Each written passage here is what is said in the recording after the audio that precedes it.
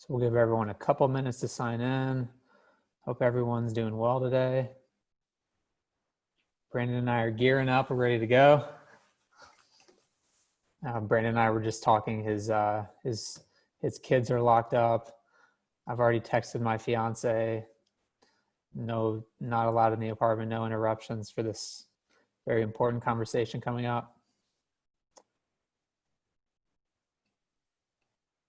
Things we didn't have to worry about long ago. Yeah, seriously.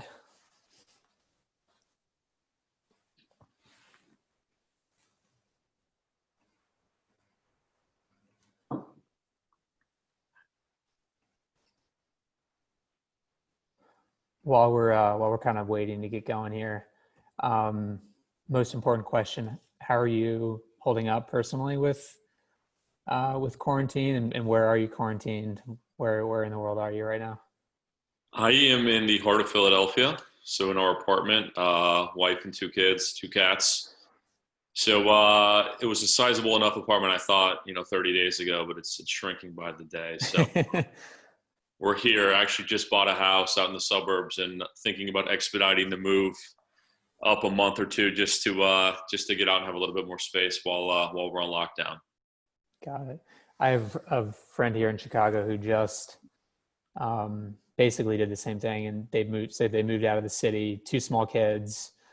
And I think they moved like right when things started to get bad. And he was like, this was the best decision I've ever made.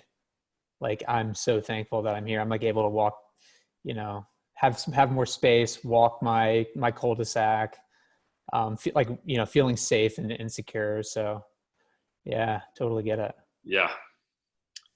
Well, cool.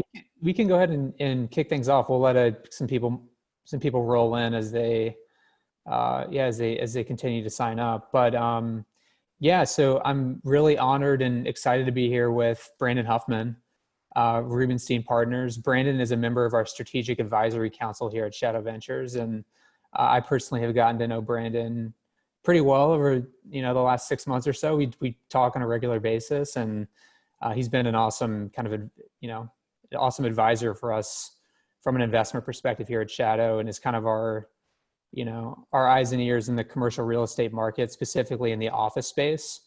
So we're super excited to have you here today, Brandon, and thanks for your time. And do you mind kind of sharing a little bit about what you're doing at Rubenstein? Yeah, thanks for having me. Happy to be here. So I'm the managing principal of a firm called Rubenstein Partners. So we are really the fund manager of a series of closed-ended real estate focused funds, as Nick said, that really focuses on the office asset class, which just means we invest in, renovate, and then ultimately look to sell once stabilized office buildings throughout the country. So generally focused on larger projects, heavy renovations, big redevelopments, big lease-up plays, that type of thing, and also larger investments themselves. So we manage about 15 million square feet that we own and operate, have institutional investors throughout the U.S., throughout the globe, and just one trick pony. It's just focus on the office asset class, but we do a lot in it. That's great. So I think, like, just to kick things off at a high level, what are you seeing on the ground in the office space? What's happening? Yeah, so I think look, everybody was waiting with bated breath for the April rent collections to come in. Yeah. So as a general matter, just within the commercial real estate landscape, office has held up, at least initially, a lot better than some of the other asset classes. I think some of that's intuitive, right? We have generally the credit of our tenants is a little bit better than, say, retail, which is a lot of restaurants and mom and pop boutiques. We have a lot of Fortune 100 companies, big regional firms. And also, a lot of the job displacement that's happened to date, the millions of jobs in the country, really haven't been, it's almost been exclusively service sectors, we all know. So very few office using jobs. There are some, and happy to talk about where we're seeing some pockets of softness, but very few. So what that means is rent collections on the office side have been a lot better than certainly, retail, I think even multifamily or hospitality. So, we in our portfolio have collected about 95% of April rents, which we're happy with. That's think honestly pretty fascinating. Yeah. So 80, I don't know if that's going to be the case for May as well, as this thing drags on a little bit longer, but to date, it's been strong. And I think some of our tenants that haven't yet paid, most of them are a lot of the ground floor retailers, the restaurants, deli shops, dry cleaners, which is what you would expect. They're effectively retail within an office building. So they've been hit very hard, and a lot of them are shut down and just don't have the wherewithal to meet their rent obligations, which is what you're seeing throughout the country. Yeah, for sure. So let's I think just for everyone who's here, we want this conversation to definitely be more investment focused. Like, kind of want to dig into the details.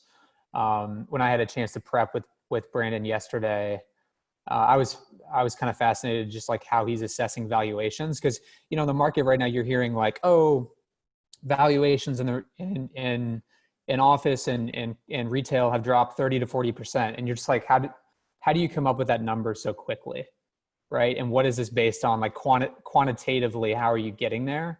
And I think rent collections is part of it, of course. But yeah, I wanted to kind of dig into how you're thinking through the valuation degradations across your assets currently.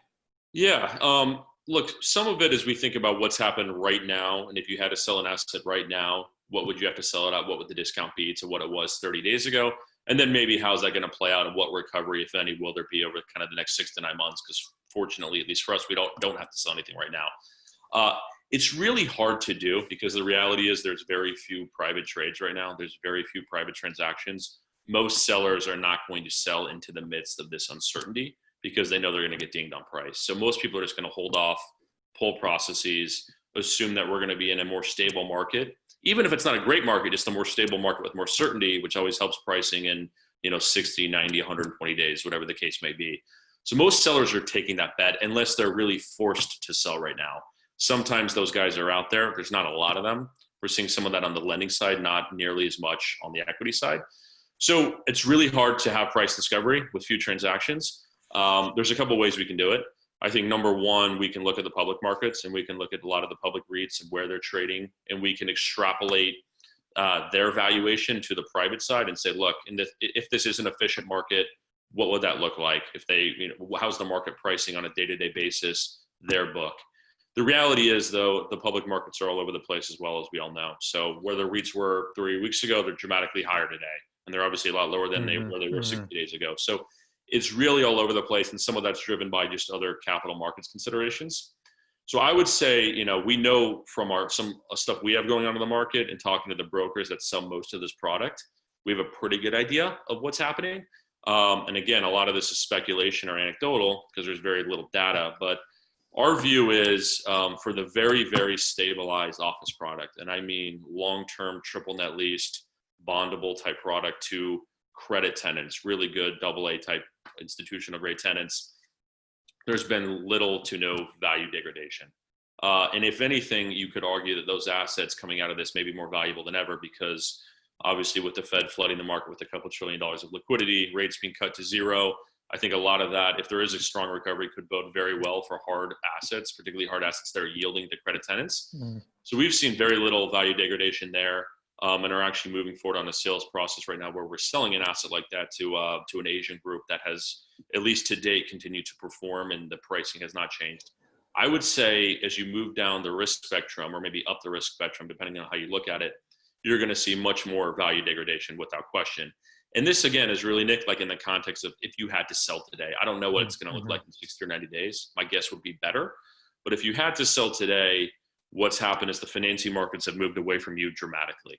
A lot of the lending sources have completely dried up, and they're out of business because of their own reasons, and not out of business per se, but they're out of the origination game for the moment because they've gotten hit really hard. And in the case of mortgage REITs, their dividend yields are double digits now, so they can't originate new loans at 5%. That's dilutive to their business. If they have extra cash, they'll just buy shares back. A lot of the debt funds are out right now. A lot of the life companies are still there for the very transition, for the very stabilized stuff, but they're more expensive than they were 30 days ago. So you add all of that up, and values alone just from the financing being worse is probably 10% value degradation you sold today. And then I would say in addition to that, if you just put yourself in the shoes of a buyer, how's a buyer going to underwrite property level cash flows today?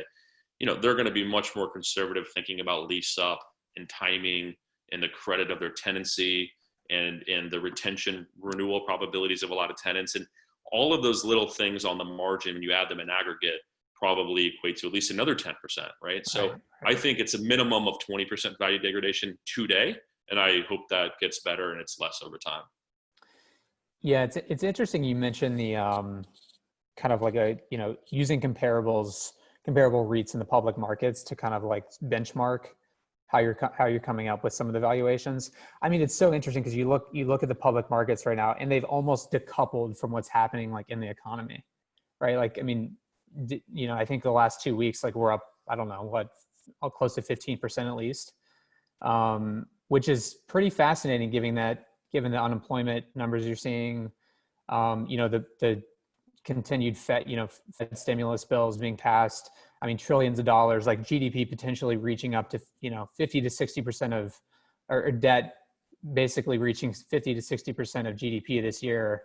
I mean, how do you think, so the public markets are kind of going crazy. Mm-hmm. Do you see the private markets kind of being a safe haven, given just some of the haywire nature that we're seeing in the public equity sector?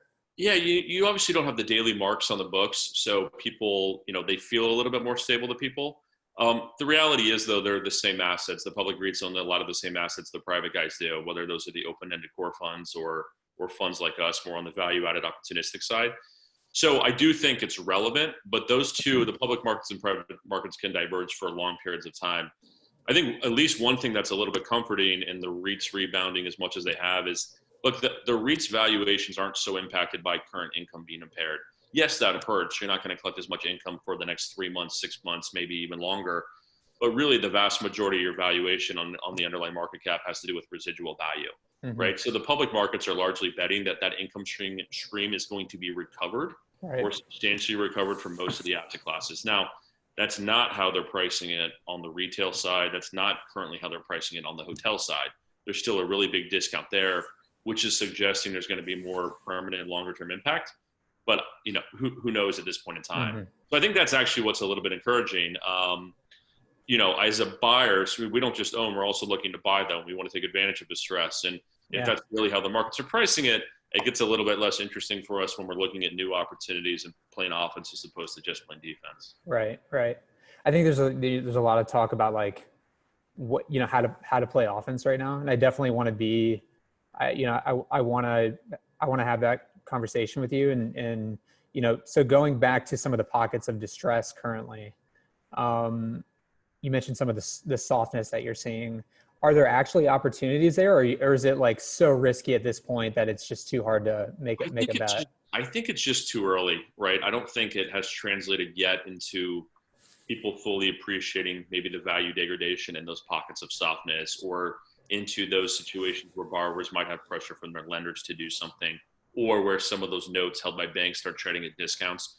Again, you've seen that some of the big public securitizations and public securities in CMBS and trading at a huge discount, and see the CLO market totally collapsing. So you've seen some of that, but not really a lot on the private side yet.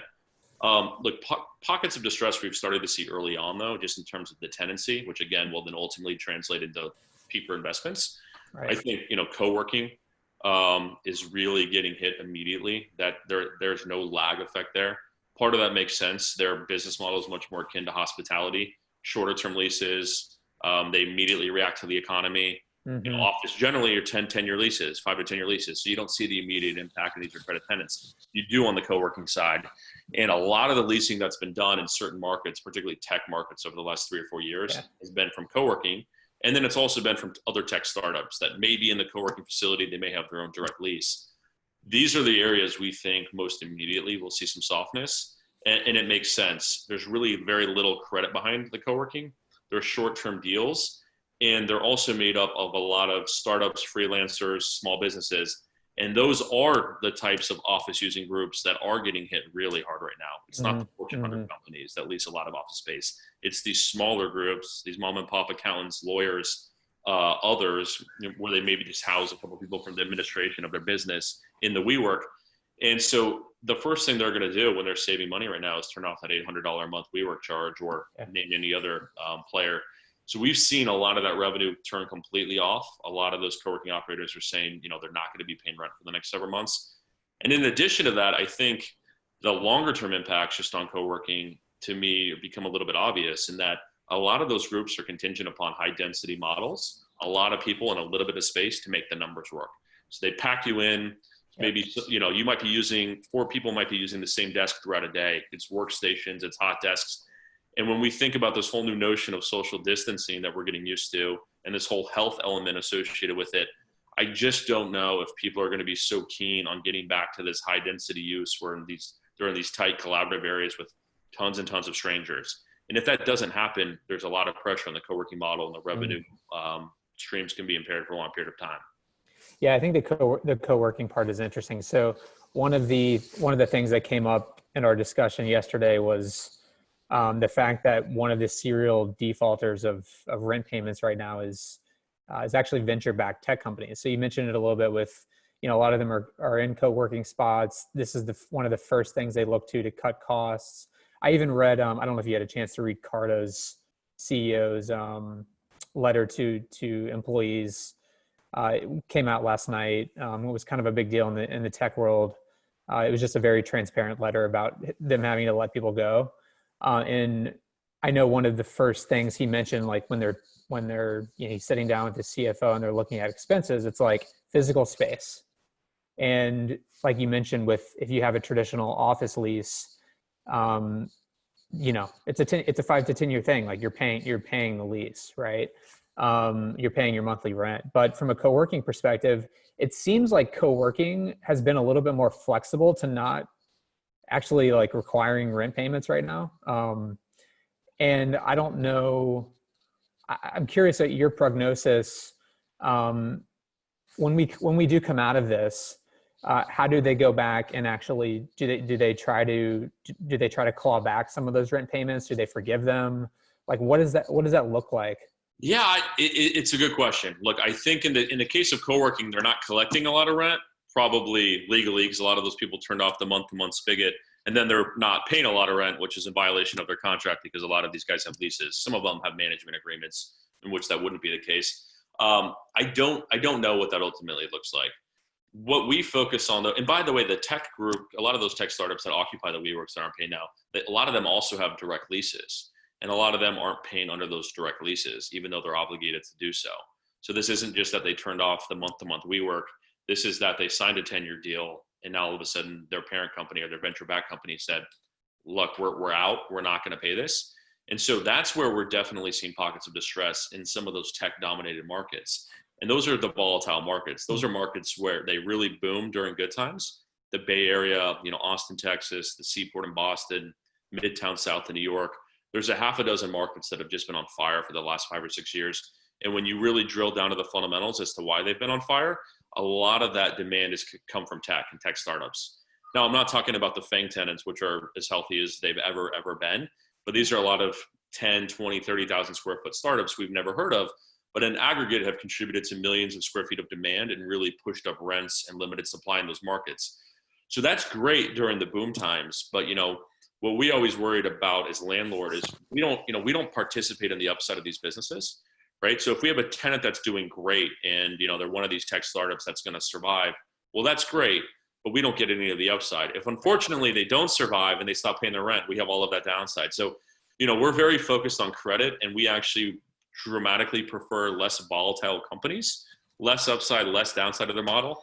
Tech obviously is not that. It's much more volatile. It's a great sector. It's one of the best sectors, over the last 10 years in the economy. But it's a volatile sector with volatile underlying businesses. I think landlords, both co-working landlords that serve that user, as well as just traditional office landlords, going forward are going to be much more mindful about that credit. Yeah. And much more thoughtful, and not just saying, oh, this is great, I can lease all this space, but who am I really leasing to? Who's really backing it? And in cases in which I don't have confidence that the parent's going to step up and guarantee that lease, then I might have to really have a big letter of credit, a big cash deposit, something else cash collateralizing the lease, because I don't want to get stuck holding the bag like I am right now when these guys decide to stop paying. So one of the questions I would have is if you all as a landlord would start credit checking some of these tech startups that are a little bit inherently more risky. And you have stricter requirements, it's more expensive. they decide, hey, we're not paying, like, we just, we just lived through a pandemic. We figured out how to work from home. Or, we're going to go the co-working route. We'll give people the option, the flexibility to come in a couple of days per week. Do you see, like, it seems like they would search for alternatives, Yeah. right? And what's really interesting about this entire thing is I think there are good arguments to make both ways as to whether this benefits or hurts office demand over the long term. Obviously, over the short term, nobody's in office space, so it hurts it dramatically over the short term. But over the long term, what does this do? And I don't think there's a clear answer yet. But I think for one, one of the things obviously this the shutdown did is it forced adoption of technology, remote working technology, much more quickly than it otherwise would have. And I think most people that weren't familiar with the technology have come to the conclusion that, look, it's actually a lot better than I thought or than I remembered from the last time I tried it a few years ago. And I can be a lot more efficient. So, if I have to work from home 1 or 2 days a week from the road, I can be much more efficient doing so than maybe I thought. I think the flip side of the coin, and this is the double-edged sword, a lot of people probably value the office work environment more than they ever have. I don't think most people, and certainly if my situation is emblematic of it, I don't think this is a permanently, sustainable solution. I can do this 1 day a week, 2 days a week, but I really kind of need to get back to the the office environment, collaborate, not be distracted, so on and so forth. So it cuts both ways there. And then the other thing, Nick, is even if you lose some of that demand, kind of what happens with the demand that remains? Because one of the things that's kept a governor on rents in the office space and why the fundamentals haven't improved as quickly as some other asset classes the last few years it was not a demand issue. Demand has been phenomenal, and office using job growth has been phenomenal. It was a supply issue in that people were using their space in a denser format. So every time leases were up and they were rolling, they were reconstituting into the open floor plans and having more people per square foot, getting rid of the perimeter offices, more collaboration areas. And that's all well and good, but what that means is there was a lot of effectively less demand because more people in the same amount of square footage. So that didn't really help office rents run because it put more supply back into the system. I think potentially if you start to see that reverse course and the pendulum swing back, which I think you very well may, we started to see it a little bit anyway pre-COVID. A lot of people didn't love the open floor plan as much as they thought. A lot of people thought it was actually counterproductive to collaboration because you had no privacy. You didn't want to have conversations where everybody could hear them around you. So we started seeing that swing back. I think there's a good chance when you layer a health element on top of it, that you might actually start swinging back a lot. And you're going to have much less dense formats for office layouts, which bodes extremely well for increased demand over time.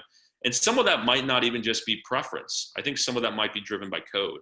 I think municipalities might actually legislate and mandate that you can only have so many people per area of space, which again bodes well for office fundamentals, but the remote working doesn't bode so well for it. So how all of that shakes out, I think it's too early to tell. Yeah, I think the space efficiency stuff and kind of the density per square footage in office buildings, I think it's undoubtedly going to face a big shift, especially in the second half of this year. I mean, I don't think you can, like, people aren't going to run. So I run a WeWork here in downtown Chicago. Like, I'm not running back and working in the open desk floor, like when all this is over. And I can't imagine that anyone really would. I might, if I need to take a couple meetings and I want a more professional setting than my home to take those meetings here in Chicago, probably would, consider renting out a room and doing it there. But it feels unsafe. And I think, whenever you're talking about security and like, there's a little bit of like, a FUD here, fear and uncertainty, doubt. Like, I think that the co-working model right now probably has a lot of that aspect and just inherent in it. And they're going to have to figure out a way to switch it. Like, I think that, I think they're gonna have to figure out some middle ground, and maybe it's actually splicing it, and maybe it's 80% offices, giving them enough space to actually have privacy, have their own office, putting up glass, and eliminating some of that open floor plan that they had before. But I find that a pretty interesting dilemma, because there was a lot of value in the co-working space, and people were very just the trends that you were seeing within that environment, like. Undoubtedly, there was something good about that product, right? And I think it's just a matter of them figuring out how to shift it. and applying, some of the aspects to our new world to it, right? Yeah, look, I think I think people will continue to pay up for the flexibility, even if they have to pay an additional premium for the flexibility, now that you're not going to have as dense of a use. And that's all well and good. And I think I agree with you. I think this will be part of the office ecosystem for a long time, and an increasingly larger one. I think, though, it will continue to really call into question just the economic model of those co-working operators themselves. There's never been a downturn in which they all haven't effectively gone bankrupt. And I think that's happening right now before our eyes. I mean, it's been publicly announced. We've heard through the grapevine that pretty much every single one of any co-working operator of scale in the country right now has engaged bankruptcy counsel. And I think very few, if any, won't file in the next few months. It won't work. There's too much pressure on their model. So we'll see what happens. But I agree with you. It'll be part of office buildings, and it's very important. I just think there's going to have to be a different way to do it as opposed to the model they have. As an owner, would you lease to them right now? We would not, and we've done very few leases with them. We were one of the pioneers in actually changing the economic construct. And again, the issue we had with them is playing out before our eyes right now, which is we really have all of the downside, but none of the upside. So they can turn around during good times or during stable times. We lease to them at $20 a foot. They can turn around and lease it out at 40 or $50 a foot. They're getting all of that upside. We get none of that. Mm-hmm. All of a sudden, there's a downturn. We have all of the downside. They have none of the downside. They stop paying rent. Yeah. So, we're okay with taking some of the risk on something happening in the economy or the economy shifting downward, and you lose some of those shorter-term tenancy that occupies the co-working facilities. But if we are going to take that risk, we want the upside that you get during the good times of the premium. So we are looking to take advantage of it and effectively implement co-working under some flags, like an industrious flag or a convene flag. So it'll be, but we're effectively the franchisee, right? So that's the way it works for us in a way that makes sense. And I think more people are doing that. And by the way, it's not all bad for the co-working operators themselves, because yes, they have less upside, but they also don't they don't have a bunch of debt in the form of long-term leases that forces them to go bankrupt every time there's a downturn or a slowing market. Totally. So I think it will actually make their model less profitable, yet more sustainable in a lot of ways. That's interesting, because they don't have a lot of the debt to deal with, and their model is a little bit lighter weight than a lot of other real estate owners, developers, managers. Exactly. Yeah. And that's what hospitality did years ago, right? That's exactly how hotels work. You've got hotel management companies that manage it on behalf of owners, and then there's a Marriott flag, a Hyatt flag, whatever it may be. I think co-working will be the same thing. Mm. So, and by the way, George, I see your question. We're going to hold questions. Give us about 10 more minutes if you can hang on, and then I will give you the floor. So I am going to monopolize Brandon's time for now. Let's move on really quick. So I want to kind of jump into some of the macro trends that you're seeing. From a macro perspective, real estate is so intertwined with everything. It's, in terms of a hard asset and having so many institutional investors and pensions and municipalities involved, like it is, I think it's so important to have a strong understanding of what's happening in the macro environment. So can you talk a little bit about what you're seeing? You've mentioned a little bit of the tightening in the debt markets, and just, what you're seeing in the debt and capital markets right now. Yeah, debt capital markets. So look, the debt markets went totally haywire and still are a little bit for some period of time, which hurt a lot of people, and that all filters through and can impact real estate. And I think it hurts in kind of weird ways that you wouldn't necessarily expect. For example, I'll just give you one example, but this translates to a lot of things you're seeing in the markets right now, some of which are real estate related. But, you have these mortgage REITs. A lot of these mortgage REITs, their loans they originate that they hold in their books are like 0 to 65%. So they've got a lot of cushion and asset value there. I don't think, and let's say it's an office building that's only come down 10 or 20%. They still have a lot of room there, and really their loan shouldn't be impaired. I think the issue you're seeing is what does their underlying capital structure look like? And that's what can put a lot of pressure on the system. And a lot of those mortgage REITs or debt funds, for example, they don't just own it unleveraged. So they don't just own the first mortgage from 0 to 65% of the stack. They often have a lender. Some of these are repo lenders. Some of these are people they sell A notes to. So some of these people they syndicate out the first two, but they often own that senior guy, the 0 to 50% portion of the stack. So the mortgage REIT or the debt fund owns the 50 to 65% portion of the stack. And what happens is there's rebalancing and there's margin calls associated with the underlying value of the asset decreasing over time.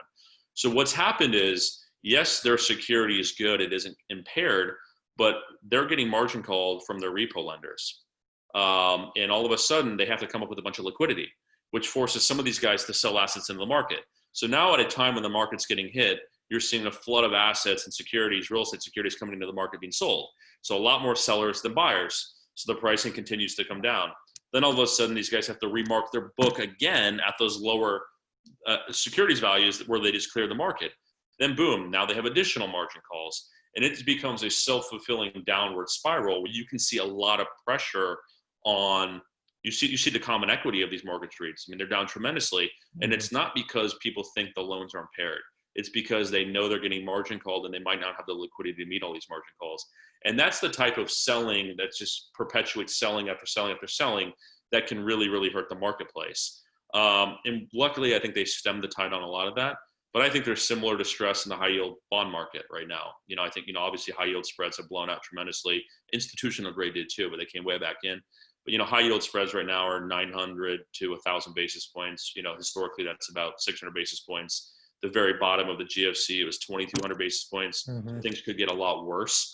But if you look at those high yield funds right now, which own some real estate, but a lot of other corporate securities, and in those corporate securities, the high yield funds might only have like 13% cash, and they might own like 20% energy high yield securities, which a lot of those guys are going to default. Yeah. And what happens is some of them default, their cash is gone, they have to sell more assets to generate cash to remargin their entire book. And you can see how it can just force the selling of even good securities that aren't impaired to just to satisfy the parts of their book that were heavily impaired. Mm-hmm. So that's the type of kind of run on a bank or run on a company you can see, or run on some of these high yield ETF funds. And when that really happens without liquidity to backstop it, that can really create the market. So I think the Fed is doing everything in their power to flood the market with trillions of dollars of liquidity to guarantee some of those buying back programs and to prevent that from happening. But you certainly saw it heading that way a couple of weeks ago, and now things have stabilized a lot. Yeah, it's interesting. So the going back to the mortgage REITs, and you mentioning that a lot of the underlying assets they're actually not impaired, right? It's more kind of the perception of continued sell-offs and continued margin calls from incremental decreases in the valuation, right? Yep. If the assets themselves truly aren't impaired, do you think that's a buying opportunity? It is, and you've seen some quick overnight auctions where people have sold a couple $1 billion in securities. A lot of them have sold their agency stuff first, because that's the stuff that really hasn't been impaired because it's guaranteed by the government, the Freddie and Fannie loans. So you've seen a lot of that happen first because that's where they can generate the most liquidity without taking a haircut. But then what happens is they're basically selling their best stuff, right? And so you've seen a little bit of it. What's happened is most of the repo lenders in the situations which they could auction off have not actually auctioned off. They have in a few cases, but I think they're also cognizant of the fact that they don't want to take a hit. So they're not interested in doing a bunch of fire sales that then in turn continues to hurt their collateral that's supporting the repo line. So mostly they've been working together, borrowers and repo lenders to date, to try to stabilize the market and work through forbearance agreements and that type of thing. But look, if there's another leg down in the next couple months and the market's reset substantially lower, they might not cooperate so well together. And that historically is what's happened. And that could force some fire sales, which would be phenomenal buying opportunities for the people that play in that space. Right. So broader kind of secular real estate trends that you're seeing outside of what we talked about so far, what do you see happening? Like, I guess like stepping out of the COVID COVID narrative, kind of what were you seeing before COVID, and how does this play into what's happening in the current environment in the next 3 to 5 years? Yeah, well, look, on the office side, I think people were starting to treat their office space very differently. It was no longer just functional space that was low-cost space, which is what office was for decades. I think people for the last 10, 20 years, but really particularly in the last 10 years and at an increasing growth rate, have been treating office as a tool for their business. It's a marketing tool. It's a tool to attract and retain talent. And in what was a very tight competitive job market, that was increasingly important to these guys, which is why you started seeing office tenants that were competing for that labor pool pay huge premiums to be in the best space and to be in a amenitized space or to be building their own state-of-the-art buildings. And just look no further than what all the big FANG companies, were doing, in the Bay Area, for example, in the new Apple campus, the new Google campuses, and just how they're amenitizing those things and making them totally state-of-the-art. You saw a lot of other industries following that same trend and really trying to access the very best real estate. I think that will continue because at the end of the day, for those big companies, their real estate cost is a rounding error on their balance sheet. It's usually 8% of their operating expenses, but if it becomes 9% and they get the best talent, they're going to do it. I do think, though, COVID's going to change a lot of things. We already talked about space efficiency reversing.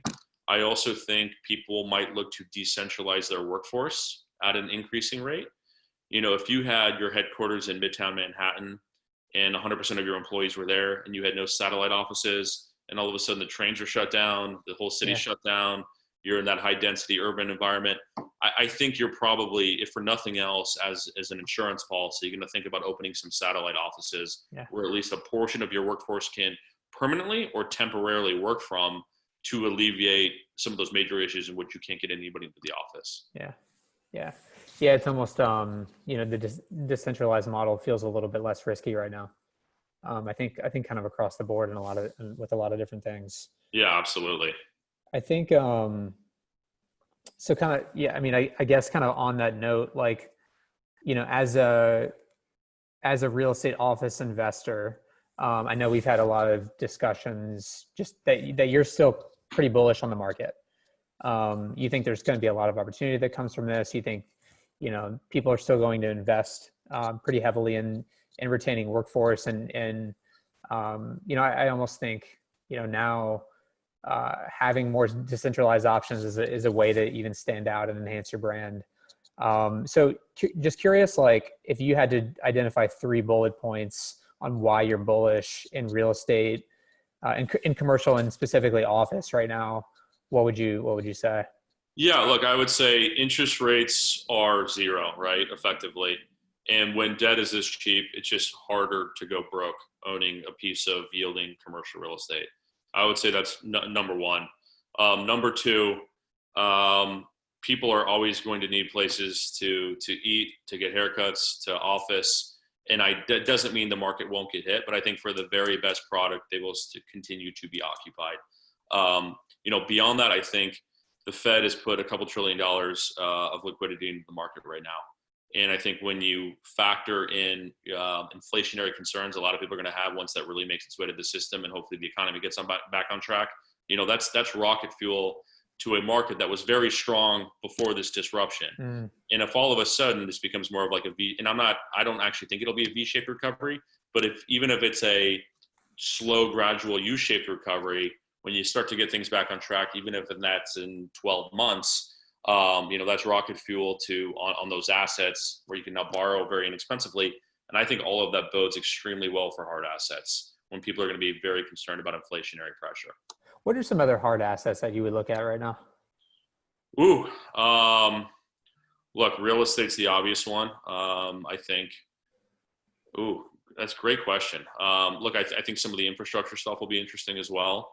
And obviously there's a lot of focus on spending a lot more money in some of those areas. But look, I think yielding real estate's one that has benefited the most, which means I'm actually more interested in buying probably non-yielding real estate, because that is a hard asset, but it has not had the pricing pressure because it's not being treated like a bond. It's not cash flowing yet. It's a vacant building. And I think that disproportionately has had much less pricing pressure. Yet if you can turn it into that bondable-like asset that's being valued and bid up by the market, and these income-starved investors that are going up the risk curve and treating real estate more like a fixed income proxy, I think that's a very interesting place to play. And there's a huge profit margin in that strategy today. Yeah, I like it.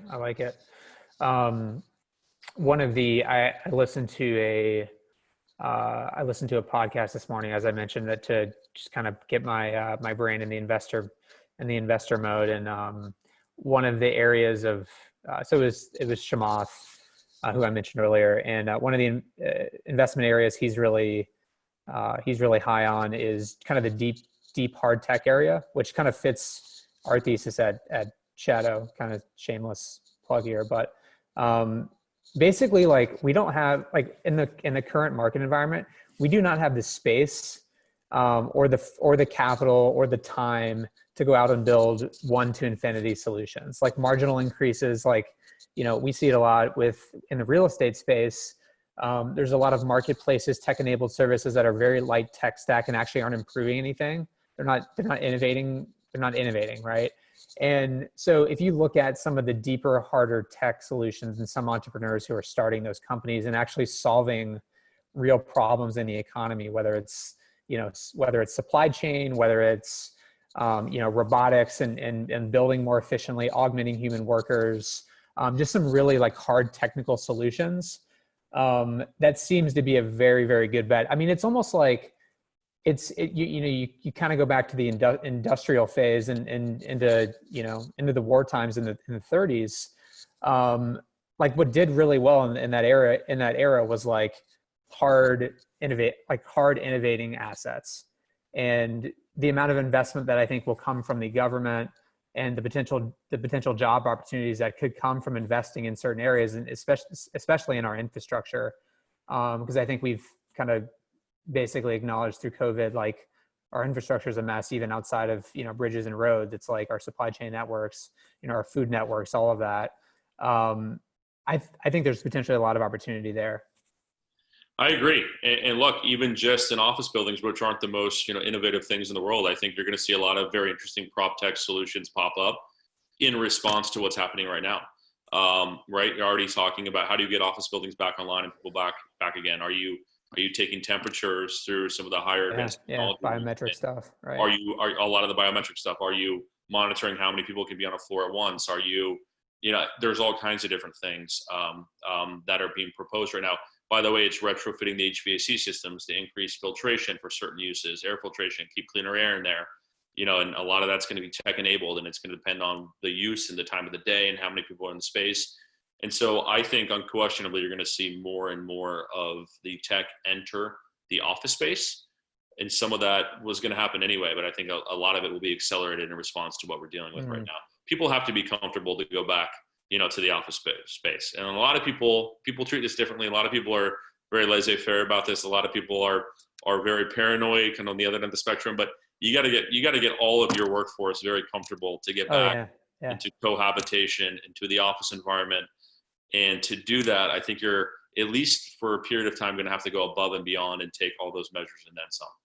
Yeah, I saw a really interesting study today. I don't know if you've been seeing how Sweden's been handling some of their COVID stuff, but more or less the idea is they haven't shut down their economy. Restaurants are still open. So, I think like Swedes, their culture is actually to be like they're a little bit more standoffish. Like, they're not gathering in big groups constantly. I think the average size of the restaurant, like, mostly they're serving under groups of 10 people.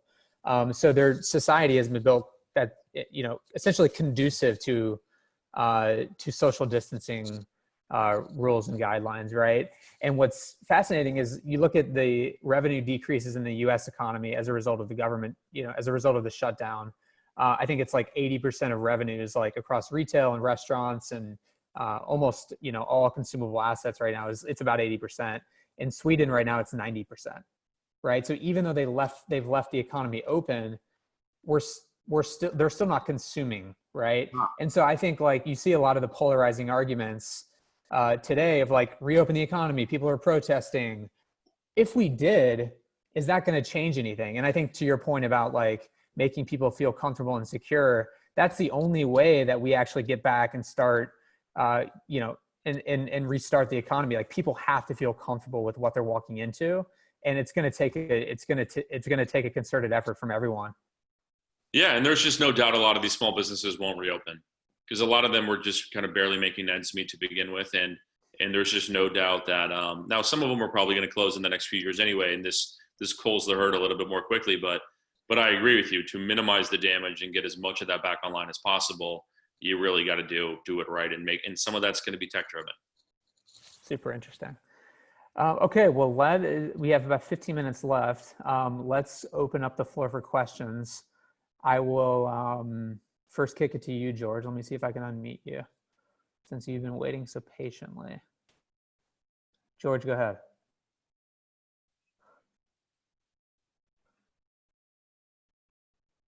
You're still muted. Okay, can you hear me now? I can, yes. Oh, I'm sorry about that. So Brandon, George is a good friend. Don't mind his difficult question right now. So yeah, it's sort of a softball. My question is this, right? You're thinking about the timeline, the horizon for some of these issues. A year from now, 2 years from now, the X will happen. The vaccine's going to be out in a year. So if you're talking about you got to redesign office space forever, what's your perspective on that? Because we are going to go back to normal. You're not going to have a thermal camera in the lobby rejecting visitors 2 years from now, right?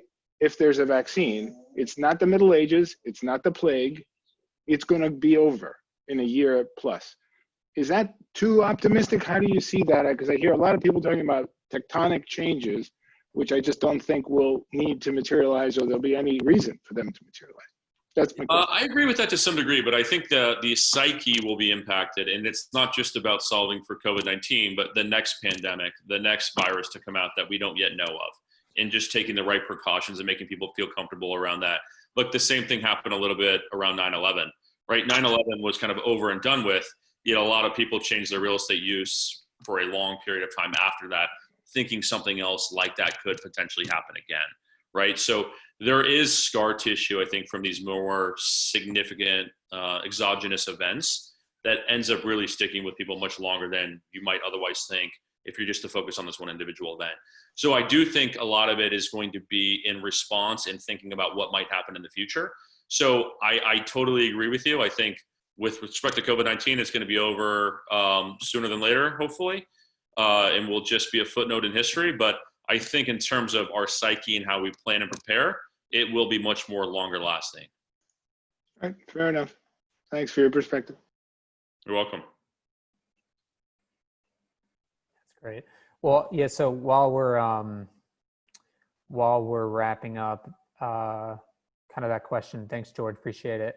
If you all have anyone else in the audience has any additional questions, feel free to put them in the Q&A. If not, I will continue to grill Brandon here. So would love to, I'm sure Brandon would love the relief at this point, help him out. But yeah, no, I think that's it. I actually appreciate your answer there. I think kind of the idea is like COVID-19 is potentially solved for in a year with the vaccine, but what about the next pandemic? We've seen the risks of a truly globalized world, and I don't think the risk of future pandemics has gone away. I think we have to continue to invest in solutions that are protecting us from future situations like this. Yeah, and whether it's a good use of whether we go overboard or not, I mean, who knows? But we inevitably will. I think there will be a very strong reaction to it, at least coming out of the gates, because that's how these things typically work. And then hopefully over time it dissipates to some degree, at least the more unreasonable measures that we'll probably implement. Nice. We have an anonymous attendee who asked the question, how did he get those paper towels? Great question. I've got a good friend who's the CEO of Giant, the Giant company. So I got inside track. No, I don't know how we got those. We've been hoarding. Nice. Can you guys still hear me? We can, George. You got another Just question? one postscript. We work a lot in New York City and for doing environmental impact statements for developments, and everybody was saying after 9/11 that high rise, nobody's going to go in the high rise. So just a counterpoint to what you said, one aspect of the reaction to 9/11, maybe because the government was so good at preventing the next attack, but a lot of the fears that people would never want to be on a higher floor, that kind of thing, didn't materialize. But you're right, other things did. We still have, friggin' they x-ray you when you go through the airport. and other things. So yeah, I think it's a balanced way to look at it, what you said. Yeah, I think some of it will the panic goes away over time and you get a little bit back to normal, and then other things are longer lasting. I'll just give you one interesting anecdote. I mean, one of the things that came out of 9/11 is a lot of these big financial service firms started having backup trading floors, a lot of redundancy because they were so significantly disrupted when their one and only central hub that moved, trillions of dollars, a day throughout the global markets got shut down. And so actually Bank of America's backup trading floor is in a building we bought in Stamford, Connecticut a year ago, and it's been empty for the last 10 years for trading floor. It's just a pristine, hundreds and hundreds of monitors, and it's an insurance policy for them. But for the first time in 10 years, they've activated it, and that's where their top traders in the globe are trading from. All of that stemmed from 9/11, right? So that was a longer lasting effect, and that's just one financial services firms. But you're right.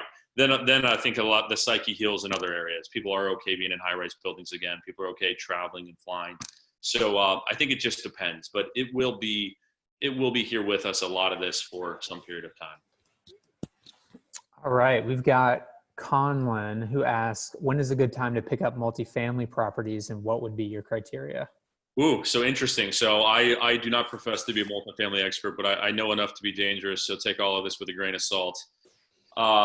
Look, I would say what's interesting is there's obviously a bifurcation right now in rent collections on the multifamily side. I think the luxury end of the market's held up much better than the workforce housing end of the market, if you will. And I know there's a lot kind of in between those two. And that makes sense because a lot of the luxury renters are white collar office workers that have not been displaced nearly as much as the service workers that occupy a lot of the workforce housing. So workforce housing, I think, is a long-term, just phenomenal, great demographics asset to own. And I think you may see a lot of distress there in the coming months with people not being able to pay their rents. So if that actually translates to pricing at much lower levels in the workforce housing side, I think that is a very interesting way to play this for the short term in multifamily. I don't know if a lot of that's going to go on the market because a lot of those people aren't going to be keen to sell at these lower prices. But if they have to, or if it settles in a little bit longer, I would focus there because those values are going to get hit, but I don't think they're going to get hit for a long period of time. That's a good answer. Let's see here. So while we wait for any additional questions, I think I had a question I want to run by you. So if you're a personal investor right now, and let's assume that your goal is to navigate this crisis, preserve your wealth a little bit, protect your wealth. How are you thinking about allocating? Equity markets are a little bit haywire. Debt, treasury debt is so low, can't really go there. Real estate seems like a pretty good option, but given that it might be, it's becoming probably increasingly more difficult to get a mortgage. I saw something JP Morgan this week is now requiring you to put 20% down, and they've increased you have to have a higher credit score threshold now than before. So I'm just curious, how would you think about investing? I think some of the best global blue chip capital efficient companies have gone on sale on the equity side, and they don't often go on sale. So for me, for the vast majority of the portfolio would go there with new capital that just fell in my lap today.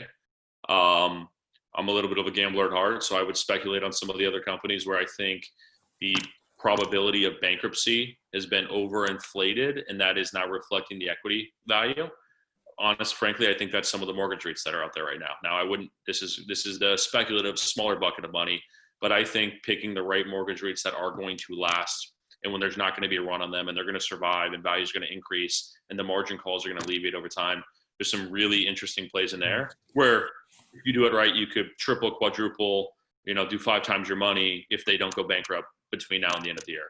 Obviously, highly speculative, highly risky, but I do think some of that's been too priced in, the bankruptcy option. And I think most of them are smart enough to avoid it.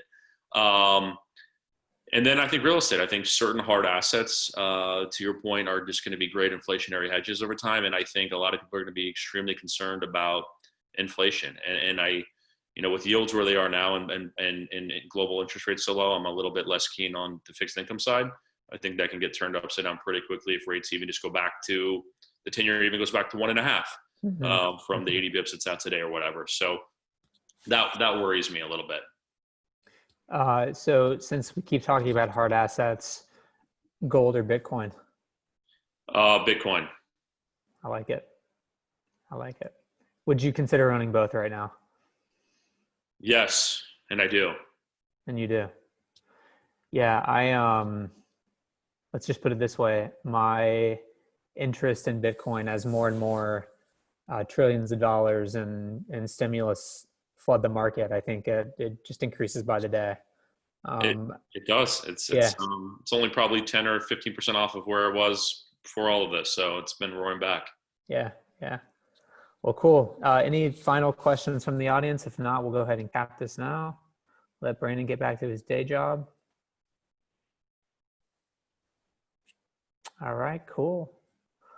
Well, Brandon, thank you so much for the time. This was fun. Yeah, thank you. I enjoyed it. Appreciate it. Have to do it again soon. Absolutely. All right. Thanks everyone for coming. Thank you, everyone.